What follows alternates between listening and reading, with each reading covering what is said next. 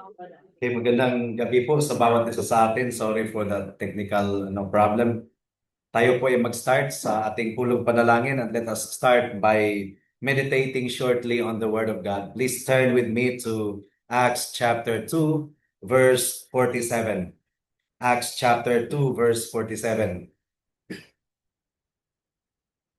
At ito po ang sabi ng salita ng ating Panginoon. And the Lord added to their number day by day those who were being saved. Purihin ang Panginoon sa pagkabasa ng kaniyang salita.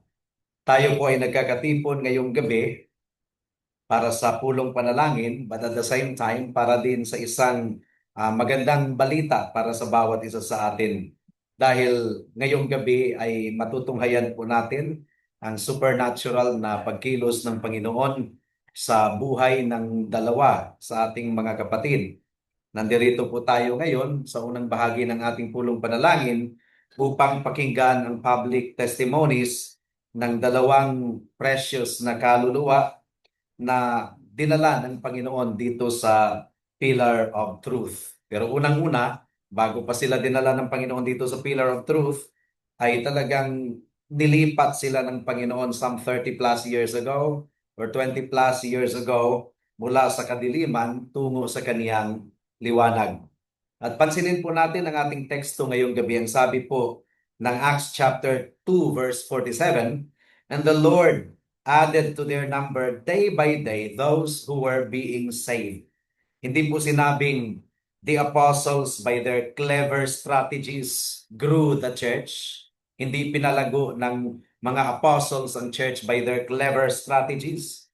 Or hindi rin sinabing the people by their own free will joined the church. Hindi yan ang sinabi ng teksto. Ang sinabi po ng ating teksto, the Lord added to their number. Ang ating church covenant at ang ating confession, ang Sumarium Fidei Christianae Filipinas 2026, ay nagpapaalala po sa atin na ang ating Panginoon sa pamamagitan ng kaniyang salita at ng kaniyang espiritu ay naggagather sa kaniyang mga elect out of the world into distinct local churches.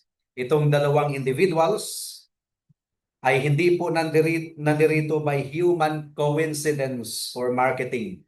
We believe so. They are raw trophies of God's grace. Ang Diyos Ama ang pumili sa kanila even before the foundation of the world. Ang anak, ang ating Panginoong Hesukristo, ang bumili sa kanila doon sa cross ng Kalbaryo, at ang banal na Espiritu ang nag-regenerate sa kanilang mga puso. Ngayon, ang sovereign builder ng kanyang iglesia, ng ating Panginoon, specifically ang naglagay sa kanila dito sa Pillar of Truth Reformed Gospel Church. Gaya ng sinabi po ni John Owen, Christ building His church is an act of divine power. Every stone laid in this building is a miracle of grace. Pero kailangan po nating maunawaan ang mahalagang katotohanan po ngayong gabi, mga kapatid. Sa economy ng biyaya po ng ating Panginoon, there is no such thing as an inactive stone in His temple. Ulitin ko po, sa economy ng ating Panginoon, wala pong inactive na bato sa kaniyang temple.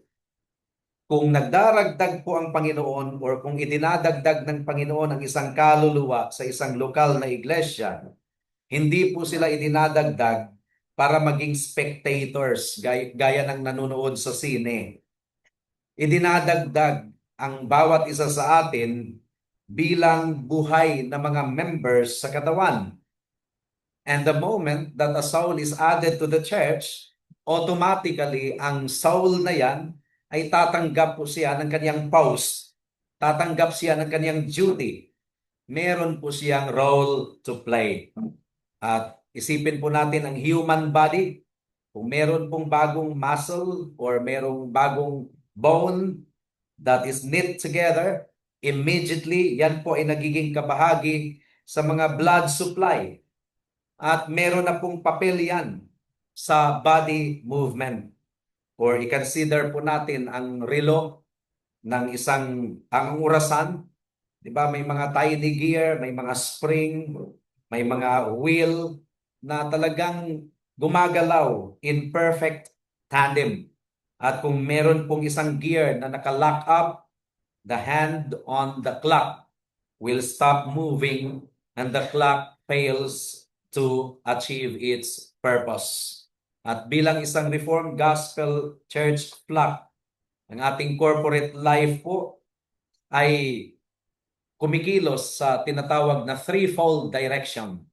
Kaya nga maganda na kung merong tatanggapin sa church bilang member, ay i-remind natin ang ating mga sarili sa threefold direction ng church. At para sa mga hindi pa naka-check sa ating threefold march na pinost doon sa Gospel Harbinger, please check the lyrics of that song na ating sinulat para po ma-remind tayo palagi sa ating sarili. And if any one of these directions ay napabayaan po, ang spiritual health po ng pillar of truth ay magsasuffer. So unang direction, look up to God in worship. Ito po yung tinatawag na upward look. Ito yung pinakauna at pinaka-highest na direction po natin, upward. We are called to look up to God in corporate and private worship. At bilang mga Reformed believers, tayo po ay humahawak sa regulative principle of worship. Na ang ibig pong sabihin nito, sinasamba natin ang Diyos sa paraan na kaniyang ipinag-uutos. We worship God only as He has commanded. Pero hindi po dapat ito magiging malamig or mechanical. It must be filled with holy delight. At inaasahan po talaga sa lahat ng mga members na idinagdag ng Panginoon sa ating church is that sa lahat po ng ating pagtitipon for worship, ang puso po natin ay meron pong holy delight. And that means pagsikapan po natin to be punctual on the Sabbath day. I-value po natin ang Lord's Day because when we are chronically late for worship, na para bang sinasabi natin sa King of Kings na ang ating sleep or ang ating schedule ay mas mahalaga kaysa kaniyang kaluwalhatian. So let us arrive with hearts already prepared, eager to sing praises to God, and eager most of all to hear His word. At hindi lang yan, ang family worship natin ay hindi natin pababayaan dahil true corporate worship on Sunday is birthed in family worship from Monday to Saturday. Pinost po natin ito sa wall natin kanina. Ayon pa kay Charles Spurgeon, winarningan po niya ang kaniyang congregation sa Metropolitan patungkol dito. Sabi ni Charles Spurgeon, if we do not worship God 7 days a week, we do not worship Him at all. Let your houses be temples, and your hearts altars, and your lives sacrifices. Kung inineglect po natin ang upward look, ano ang mangyayari sa atin? Ay magiging mere social club lamang po tayo, devoid of the presence of the Holy God. At ayaw nating mangyari ito sa ating iglesia. Pangalawang direction, looking within in mutual care and accountability. Ito yung tinatawag na the inward look. We must look within. Hindi po ibig sabihin na within na selfish, but ang ibig sabihin po nito, looking at one another with eyes of brotherly love, mutual care, and holy accountability. Dahil tayo po ay isang covenant community, kung idadagdag ng Panginoon itong dalawang kaluluwa sa ating kalagitnaan, anong mangyayari sa atin? We become responsible for their souls. Sangayon ba kayo dyan? Will you accept that responsibility, mga kapatid? Idadagdag ng Panginoon ang dalawang kaluluwa, that means tayo na mga nandirito sa pillar of truth na natatanggap sa kanila, automatically we become responsible for their souls. And then what will happen to them? Automatically, they will also become responsible for our souls. We become responsible for one another. Ang sabi po ng Bible, we are called to bear one another's burdens. We are called to weep with those who weep, and when necessary, we are called to gently restore those who wander. Yung medyo lumihis. Si Richard Baxter, sa kanyang libro na The Reformed Pastor, ang sabi po niya, he emphasizes the necessity in mutual watch care. Yun ang kanyang term. Sabi ni Richard Baxter, we must not only look to ourselves, but to all the flock, to strengthen the weak, to bind up the broken, and to bring back that which was driven away. Kung tayo po ay nag-look up sa Panginoon in worship, pero hindi tayo nag-look within in love, nang mangyayari po sa atin, magiging called hypocrites. Mapagkunwari po tayo. A church that lacks mutual care is like a body with internal bleeding. Nakakatakot, no? Ang church na nagkukulang sa mutual care, parang katawan na merong internal bleeding. It looks fine on the outside, but it is dying from within. Or kung sa poste pa, sa bahay na kahoy, maganda tingnan sa labas, pero sa ilalim na pala ay may anay na kinakain na.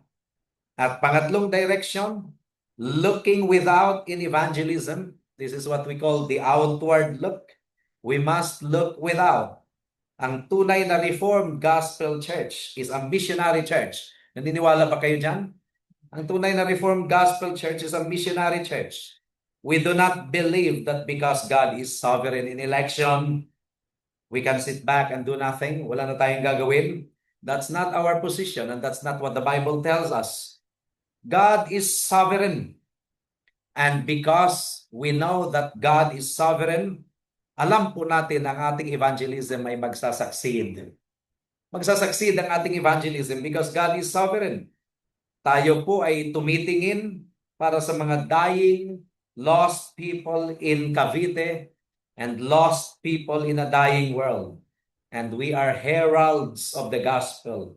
Sabi po ni John Calvin, since we do not know who the elect are, totoo, wala pong mga tattoo yan sa kanilang noo. It is our duty to wish that all men be saved and to offer the gospel to all with an earnest desire for their salvation.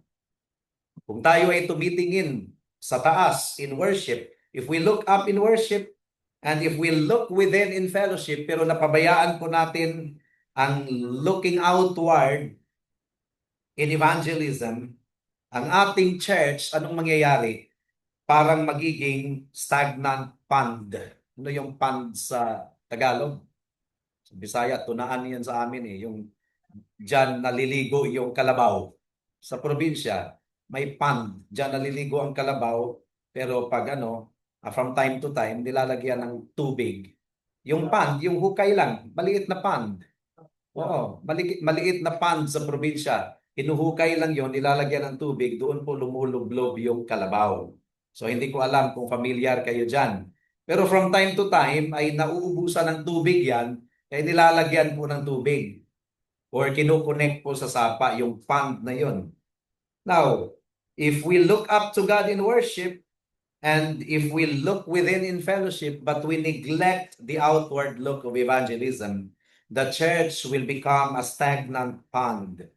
Ang church na wala pong evangelism ay katulad ng hospital na nilalak niya ang kanyang mga pintuan at hindi makapasok ang mga sick, at pinipili ng hospital na yan na ang mga doctors ay mag-enjoy sa company ng bawat isa, pero walang pasyente na ginagamot. We will lose our spiritual health, and eventually mawawala po ang ating lampstand. Kaya sa conclusion po natin sa ating pagbubulay-bulay ngayong gabi, magsisilbi nawa itong challenge at saka encouragement sa bawat isa sa atin. Sa ating paghahanda na pakinggan ang testimonies ni Kuya Emil at saka ni Ate Rose ngayong gabi, let this be a moment of double application. Ano yung unang application? To the existing members of Pillar of Truth, ang hamon po para sa bawat isa sa atin ngayong gabi is i-renew natin ang ating commitment sa threefold directions of the local church. I-examine po natin ang ating mga puso. Baka nanlamig na po tayo sa Sabbath worship. Have you grown cold or lax in your Sabbath worship? What about ang ating pag-check sa hurting brothers or hurting sisters? What about sa ating pag-kumusta sa kanila or pag-abot sa kanila in mutual care? Have you stopped checking in on your hurting brothers and sisters? Have you lost your zeal to share the gospel with your neighbors? Or even zeal in praying for the salvation of your neighbors and friends? Let the arrival of these new souls, dalawang kaluluwa, be a holy spark na mag-reignite po sa ating devotion. At para po sa dalawang kaluluwa na pakikinggan natin ang kanilang testimony ngayong gabi, we want to encourage you tonight. Hindi po kayo nagjo-join sa isang spiritual retirement home. You are not joining a spiritual retirement home. You are joining a garrison, a hospital. And your arrival tonight, dagdag puwersa po yun sa church. Dagdag puwersa para sa look up to God in worship, para sa look within in fellowship and mutual care, at para sa look without in evangelism. Ang pagdagdag ninyo sa church, nagdadagdag po ito sa puwersa, sa strength, sa momentum, to the existing rank of God's soldiers dito po sa Pillar of Truth Reformed Gospel Church. Kayo ay bagong mga soldiers, although matagal na po kayong soldiers sa pinanggalingang local church at sa kaharian ng Panginoon, pero kayo ay bagong soldiers na dinala ng Panginoon dito sa Pillar of Truth at hawak po ninyo ang shield and sword of the Word of God. And you are taking your place on the battle line alongside us. At salamat sa Panginoon, Lord be willing, sa pagkadagdag sa kanila, and we look forward to hearing how the Lord has broken their hearts some 20 or 30 plus years ago. The heart of stone at naging heart of flesh, pinalitan ng Panginoon. And may God bless the hearing of their testimonies tonight. Now, bago pa po tayo makinig sa kanilang testimony, tayo po muna ay tumayo at awitin po natin ang Jesus with Thy Church Abide.